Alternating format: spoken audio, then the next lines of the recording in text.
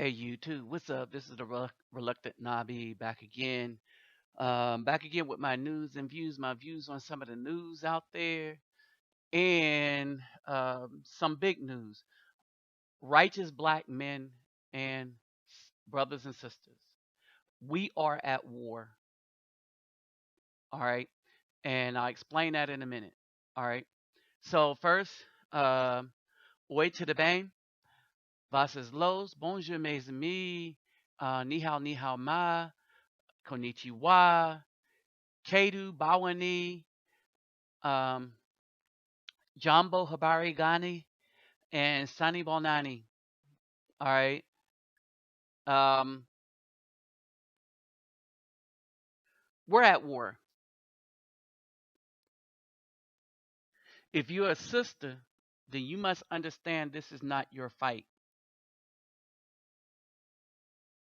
If you are a righteous brother or a brother seeking righteousness, and this is not about religious affiliation, this is righteous brothers against unrighteousness.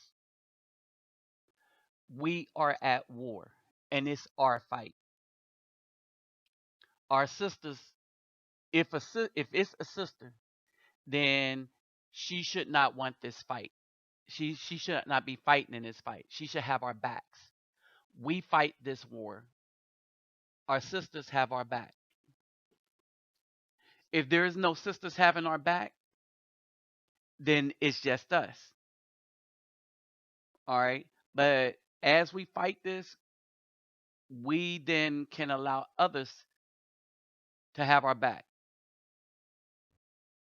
See, other women like strong, righteous men.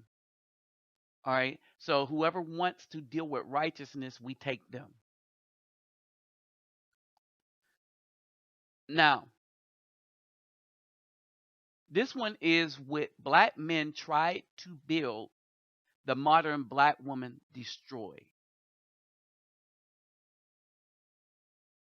All right. So what black men tried to build, the modern black women try. They don't try. The modern black women seek to destroy. So I'm gonna just say that. So what black men tried to build, the modern black women seek to destroy. Doesn't necessarily mean that they're going to be able to destroy everything, but they're seeking to destroy. All right. We're going to be dealing with primarily two women in particular. And this is based on a video that a brother sent to me and told me to watch. I told him thank you. I don't know if I could shout out his name. So I sent the thank you message to him uh, based on the video. He'll know it when he sees this video I'm making now. Because that video he told me to watch, and I watched it and I learned some things, and so I'm gonna present it to you now in this video. But I want you to be aware of two things. The the black woman that you saw that was standing with Gloria Steinem in that iconic picture with the white woman and the black woman holding the fist up that they took from the Black Power movement. All right. The woman that I said stole the Black Power movement, gave it to the white woman so that they could subvert the whole black community. Her name is Dorothy Pittman Hughes, right? And so I wanted to concentrate on the video of Gloria Steinem in the last video I put up, so that you can have a little more background to where I start hitting these um, black women that were pioneer of the black family destruction. And we're going to deal with Elaine Brown and Dorothy Pittman Hughes. And Elaine Brown is mentioned by one of the Black Panther founders who's going to tell you exactly how the Black Panther movement was subverted. All right. So, Dorothy Pittman Hughes, born 1938, is a feminist child welfare advocate, African American activist, public speaker. So they're pioneering African American small business owners. And when they say feminists, they're not talking, they do nothing for African Americans. They only do stuff for females. That means they'll pioneer for white females and black females, but not African Americans. So anytime you see that tag on feminists, we need to call out the news reporter and say that the feminists, the black feminists, do not um,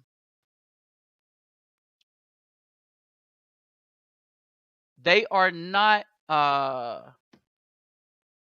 representing African Americans. They're only representing females, white females and black females and females of any other race. All right. So just because they are quote unquote African American don't mean that they speak for African Americans. All right. She speaks for females and females only. So that's a misnomer. They need to squash that tag. Mother of 3 daughters. Notice no husband mentioned. Shelter for battered women. Um, child development, administrators. So they go through all these things.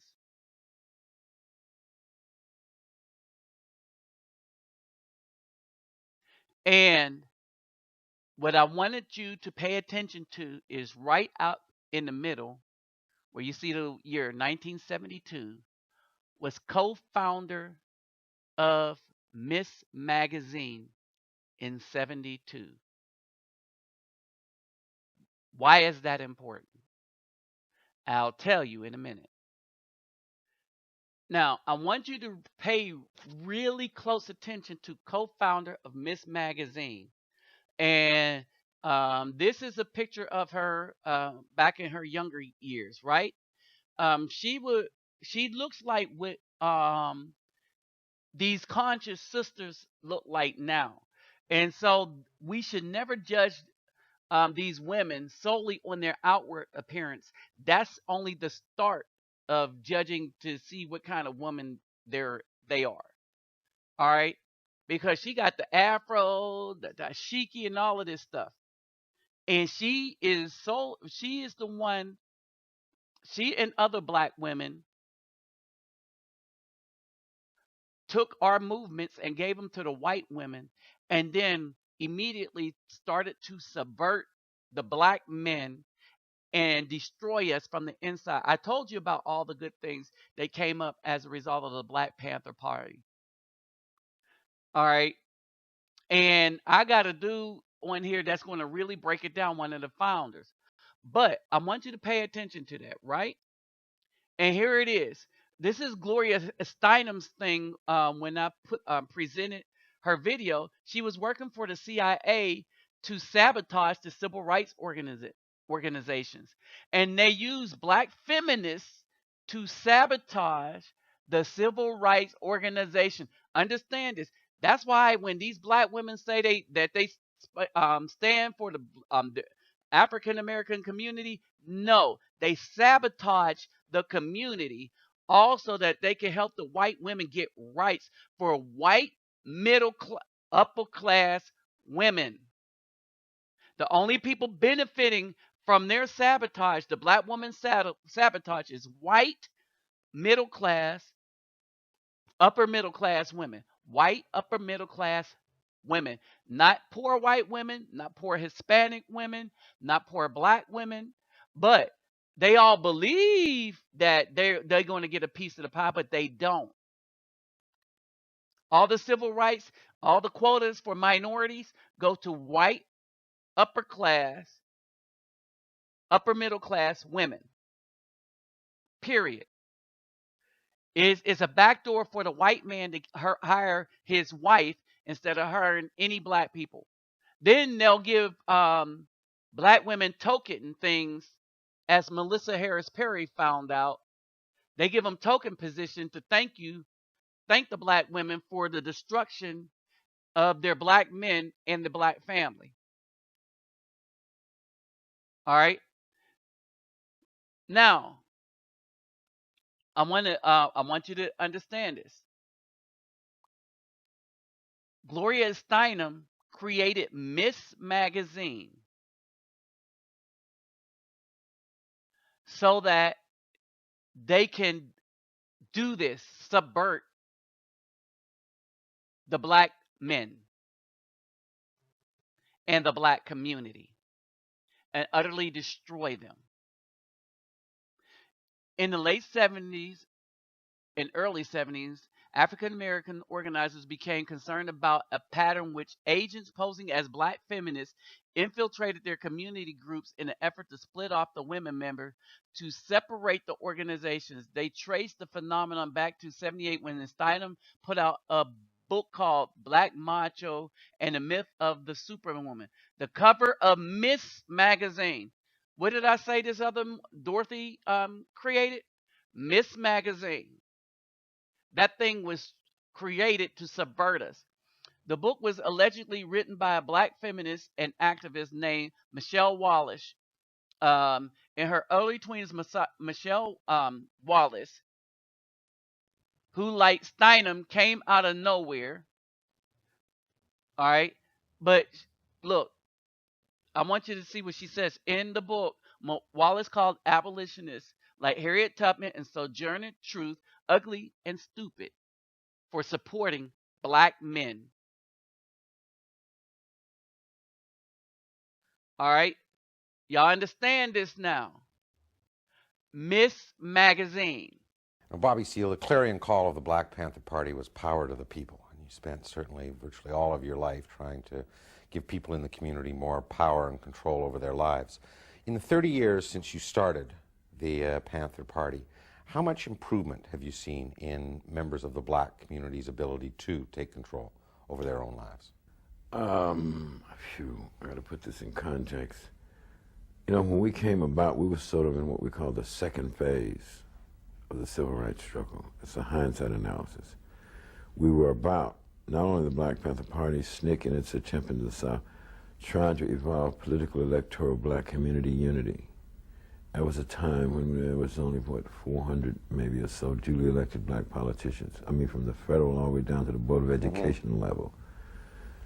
What we see that came out of that 60s protest movement was at the end of the 70s, we're talking about 6,000 or 7,000 duly elected black politicians. At the end of the 80s, 10,000 duly elected politicians. The problem is that it was only half a victory because hypothetically 50% of the politicians ain't worth crap, even the black ones, right?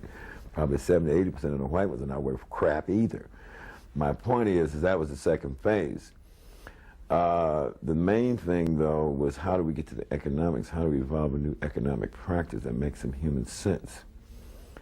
And that is the area, you see. Now, we can talk about and measure from the 60s with the Kerner report, when they spoke of what 2, 3, 4% blacks were, of the educated property owner class, etc. And if we measure with the basic medium income and the levels of discriminations and lack of fair access, fair shares access to education, what have you, and jobs, at the time we made, well, there's been some changes. On the other end, we can look at Black America particularly, and we can see 25% of the African American community with less than $5,000 income a year. Now, as I understand, I mean, the kind of the two foundations of the Black Panther Party was self-defense and self-reliance, self-help. But with the passage of time, I mean, so much the Black Panthers have become just the self-defense side. The black berets, the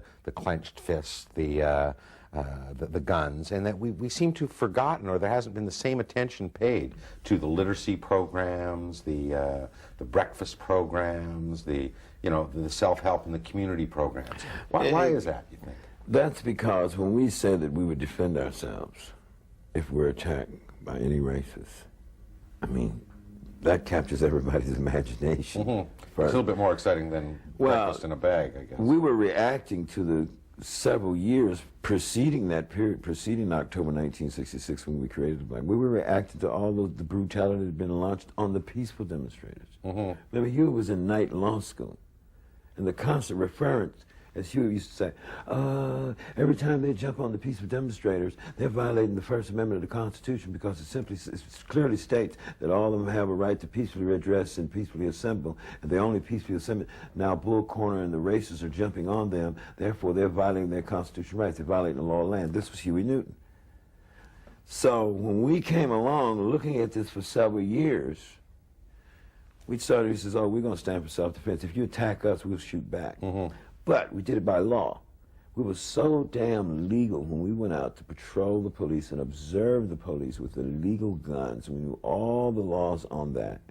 It blew the cops' mind. The fact that we knew all our civil rights laws. And Well, and the fact, I guess, carrying an unconcealed weapon was completely lawful. loaded, unconcealed. Remember, I was in the military, so the youth was trained. I had Albert Howard, big man Albert Howard. He helped me because he was in the military, so we were trained with the weapons. All these particulars we trained in before we went to the patrol. It blows the cops' minds that Huey could articulate these points of law. He could pull out some Supreme Court ruling particular related to the such and such amendment. This is due process law in the 14th Amendment of the Constitution of the United States. Therefore, you cannot touch my private property. Therefore, move back. Do not, you know. And the black people in the community saying, damn, what kind of mess is this? They never seen it. So their imagination was being captured. Little did we realize the policeman's imagination was being captured. Little did we realize the whole nation's imagination was being captured. Little did we realize when I took the delegation to Sacramento, armed delegation in the California State Legislature, when they was trying to make this law against us carrying loaded weapons in city limits, it captured the imagination of the whole world. We didn't know this was going to happen. Did it capture, though, to the detriment of the other good work the Panthers were doing in the community? What happens is that this was only in a 6-month period. We hadn't even got to the Breakfast Children program didn't start till '68. The health clinics. Oh, really? That's the point. So all the focus on the Sacramento march. Right. We were a ragtag little group. Before Huey went to jail, there was never any more than 75 people who had been through the party. When I went to California State Legislature, I had 24 males and 6 females, and maybe 5 or 6 other party members who had jobs they had to go to. This is what we had in the first 6 months. But we got this international notoriety. We were like a social evolutionary accident in the middle of an ongoing civil human rights protest that was already there. And we put civil rights right on the cutting edge, civil human rights protests right on the cutting edge. And so we got that notoriety for that before the preventative medical health care clinics, before sickle cell anemia check-ins, free breakfast programs, free food programs, senior citizen safe programs, taking the senior citizens back and forth so they wouldn't be mugged and stuff. Before these programs.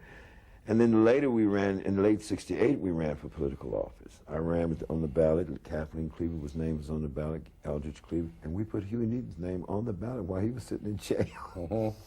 Later in 1972, after myself being a political prisoner in jail without bail for 2 years, I won the cases. And I ran for political office again as the mayor of Oakland, but we didn't make it. But by the time I got ready to run for mayor of Oakland, the Central Committee voted that I was going to do so in January of '72. There were no more physical attacks on our offices. 28 was already dead. We won 95% of all the courtroom cases that we've been in because we have one of the most profound legal teams. Give that credit to Huey because Huey was in that vein of thinking of understanding the whole legal ramifications. Another image that I think a lot of people still have of the Panthers is with those little red books, the Chairman Mao books. That's interesting. Because a lot of times, like, people are writing that this was the ideological base of the Black Panther Party. Not true. Yeah, so I was wondering, that's my question, is how important was ideology to the Panthers? Well, ideology originally from the Black Panther Party grew out of us understanding African and African American people's history and struggle for that. I mean, I was chock full of information from '64 to '66. I'm saying that by the time we ran into this red book, it was just a thing. Right after we had escorted Sister Betty Shabazz, we might have been 4 or 5 months old. He says, hey, man, how much money you got? And remember, we're still a ragtag organization. I don't know, $70, $80, man. Come over, I know how we can raise some money to pay rent and buy some more shotguns. Next thing I know, in my car, Hugh didn't have a car. We were headed to the China bookstore in San Francisco, some obscure location. We get over there, and they said, you can buy these red books for 25 cents individually. If you buy them in a pack, you buy them for 20 cents. I said, we'll buy 2 packs. So we bought 50 red books. We went back up to Save This Gate in University of California. We hadn't even read these things. We knew they were popular in the media because the media would show millions of people holding up Chairman Mao's red book in China. So here we are, 5 or 6 of us, get your red book, $1, and they were going like hotcakes. White liberal college students. Get your red book, $1. We have not read this thing. We run back to the China bookstore and buy these guys out, man. We buy 200-300 books and sell them out. We run book, buy some shotguns, pay some utilities and some rent. The next day we're doing the same thing. Finally, we heard about a big anti-war rally 3 weeks later at Kezar Stadium in San Francisco. I mean, they must have, what, 25,000 people in this anti-war rally. We left the guns at home. We went in there with a couple of thousand red books. We still have not read this book. We go and sell red books for $1. Then, I guess a little bit after Denzel Dow's situation in North Richmond, when he got killed by a policeman, Huey and I had to be sitting in my house and said, hey, man, there's some nice stuff in here. Look, you're not steal, not a needle and a piece of thread from the people. We got to reading this thing. So we adopted these little aspects out of the Red Book, and I made little rules out of them, not necessarily per se the Red Book. But the Red Book is a form of required reading for the Black Panther Party members. I never implemented that till my organization started growing like wildfire. I says, everybody got to read the Red Book. That was in 1968, after Martin Luther King was killed. See, because after Martin Luther King was killed, that's when that our organization swelled from 400 members to 5,000 members in a matter of 6 months. It was almost too fast, but I kept up with it. But that's when the Red Book became part of a lot of required reading. Because prior to that, you had to read W.B. Du Bois's Black Reconstruction, Basil Davidson, even Blues People, the autobiography of Malcolm X. I had a list of about 25, 30 books one had to read that had largely to do with African-American people's history of struggle. W.B. Du Bois gave us this very rather class analysis of what the situation was as it related to the color line and as the color line related to the class analysis, but coming from really an African-American perspective. So the real ideological approach evolved out of that. Red Book and stuff was secondary. Then, of course, in 1968, we got a handful of Marxist-Leninists come in the party. Then they clashed with me a bit because some of them are trying to argue the Soviet Union state-controlled command economy socialism. I says, bull crap, I don't like it. What do you mean? I says, if you're going to argue dialectics, over here you have the avaricious, racist, corporate monopoly capitalists. You're saying that the antithesis to this is Russia's Politburo, state-controlled command economy socialism. What about us, the people, can be in control? This is about power to the people. Our slogan is all power to all the people. So later for some Politburo, later for some corporate money rich, we need to get down here, and this is the true synthesis. That was my argument in the late 60s. So the rank and file Panthers weren't ideological. Yes, they were. They were very ideological. They were ideological, but I was the key in central political education. Well, your 10-point program, I know, was instilled. That was it, but it was beyond that. We went beyond that 10-point program. In many cases, you had party members trying to read the 4 works of Mao Zedong, reading Che Guevara. But what I would do was show the party members that they don't necessarily apply in an overdeveloped, fast-paced, high-tech social order. That we're living in a different situation. So you're not living in the rural, you're not living in the woods and the hills, you're living in the urban. So I was high-tech anyway, you know, Gemini missile program way before, and architect, United States Air Force, high-tech. So I understood that relationship. I related more, even after I studied my African history, I related more to the mineral resources in the bowels of the earth of Africa rather than whether or not I'd wear dashiki. See, so the aesthetic was secondary. Right. And I'm dealing with the need, how do black people control more of the mineral resources in the bowels of earth so they can have a decent standard of living and more community control of the political, economic, and social justice institutions that affect their lives. Now, with the passage of time, it's become absolutely crystal clear that, in fact, the FBI did have a program of undermining the activities of the Panther Party. And in fact, I think the Senate Select Committee on Government Intelligence Activities in '76 said the FBI engaged in lawless tactics against Black Panther Party and responded to deep-seated societal problems by fomenting violence and unrest. I mean, pretty tough indictment of a central agent of government. Yet it's interesting, I've read in your works that you don't believe that it was the FBI and only the FBI that was responsible for the demise of the Panther movement. What I call the final demise is a difference. I'm not going to take the FBI off the hook. They've violated our constitutional rights. I think Wesley Swearingen, with his recent book, FBI Secrets, South and Price published, exemplifies that. He's an FBI agent who's revealing real murder tactics, particularly John Huggins and others. Now, the FBI violated our rights. They fermented that split between Eldridge Cleaver and Huey Newton, all of that. Now, let's get into the fall of '73. Elaine Brown is running around telling little lies on people so she can get close to Huey. I think somebody said this about you, Chairman, servant, and they disrespecting you. And one day, Huey, beginning to snort cocaine, abusing that, Since around jumped 73. on a rank-and-file party member and beat the hell out of him. A whole herd of 100 and some odd party members just left. Who the hell he think he is? And people were peppering off because of this kind of crap. I'm jamming you. We put you in the hospital twice behind abusing those drugs. We had Dr. Small. I mean, we actually put him in the hospital. I'm not trying to take away Huey's early contribution. I'm telling the truth of what happened. Right. People need to know the whole truth. If you only have a half a truth, it's the biggest lie in the world. This is what happened in the real demise in late '73 and early '74. In May of 1974, I discovered Huey Newton is trying to take over the drug trade. We've dwindled down to 250 It's in years. Oakland now. Oakland, San Francisco, Oakland, Barrett. That's the only branch and chapter operation going, except for a skeleton crew with a free ambulance program in Winston-Salem, North Carolina. There's no Chicago. All the chapters have been broken down. They don't exist anymore behind that Mayoralty campaign.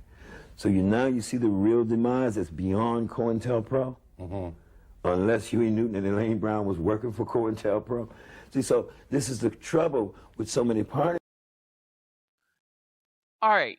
So now you understand this Elaine Brown. All right. And she became the chairwoman of the Black Panther Party. All right. Kathleen Cleaver held the position. Now, this woman got next, spread lies to get next to Huey Newton, got him drugged up, split the party up from the inside. This black woman did this by herself. You heard the guy explain it, right? Now, what I want you to pay attention to is, this is some stuff about Elaine Brown. And go look at all these men that she was involved with. Jay Kennedy. All right. Now, she gets next to Newton. In '74, Huey Newton ousted co-founder Barbie Seale from the party. 2 days later, elevated Brown to the position of chairwoman. When Newton fled to Cuba, Brown solidified her position as leader of the male-dominated party and worked to redefine or undermine the Panthers' revolutionary program, including the aspirations of black women, which is abortion and black women's rights and separation from the black men, and to subvert the leadership of black men in the family and to think that they are equal to black men. They wanted all the black men's leaderships, as they say, right? But they wanted none of those responsibilities that went with it. That's why you got the black women that want to raise the children, but want the black men to be financially responsible for them. He don't get a say; he just get to pay. All right, and so this woman is responsible with the aforementioned women for this. All this is courtesy of the independent, feminist, white man loving black woman helping to destroy the black man, family, and community. This is what these women stood for. Period. Abortion kills more black people than AIDS, violent crimes, accident, cancer, and heart disease combined, and almost doubled. Black women. Oh, excuse me. Why do they abort? 98% because they just felt like it. Bottom line. New HIV infections among women and girls. U.S. female population by race and ethnicity. Okay, that would go 64% to black women, right? But here's the scary part. They're only 13% of the female population. Oh, and this 13% is responsible for 70% of the weave purchase. Now you know where your child support money is going to. And what's the weave purchases? Billions and billions of dollars.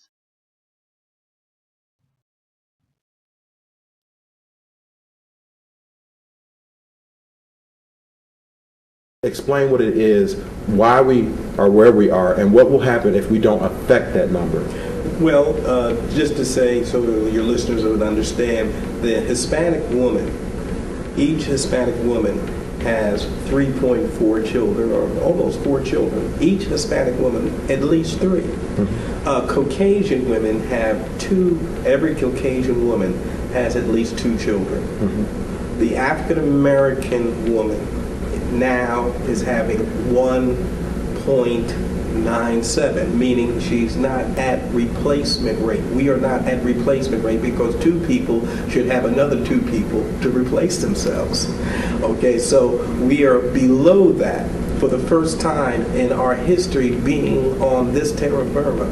And so you have to understand that is directly linked to our high abortion rate. Now also remember this, because this is key. That number in 2002 by the U.S. Census includes citizens from the island communities, Jamaica, Trinidad, Tobago, Haiti. All people of color is what you're saying. Yes, all people of color. So you got to understand, that means the indigenous black man is near extinction. Right.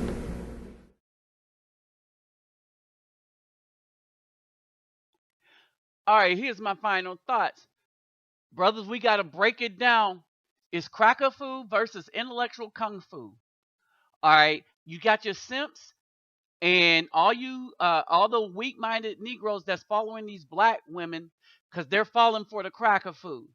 The black woman is responsible for the cracker food. The intellectual kung fu, that is going to be us men and just us men seeking righteousness. For you women seeking righteousness, you need to back out of this. Let us do our work. And we like your support, but it's going to be led by us and fought by us. We just need you to have your back, because at the end of the day, somebody has to be there to raise and teach the children and tell the story. That's why women don't fight wars. All right, because somebody has to teach the children and tell them, tell the story, tell them how to stand up, and tell them the difference between righteousness and evil. All right, brother, it's time to take a stand and whoop that. You know what? It's going to be us against these evil black women and their simps and their weak-minded Negroes that they're going to use as their attack dogs. With that said, I am out.